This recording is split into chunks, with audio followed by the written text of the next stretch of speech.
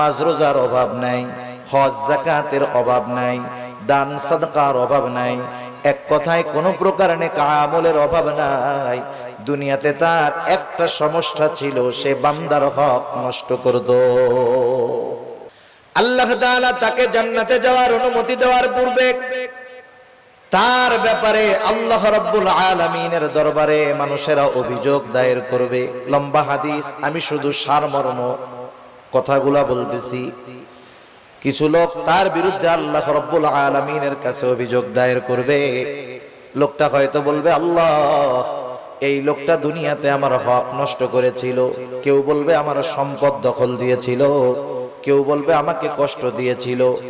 এক কথায় আমার হক নষ্ট করেছিল। আল্লাহ, দুনিয়ার ভিতরে আমি দুর্বল থাকার কারণে আমি ন্যায় বিচার পাই নাই।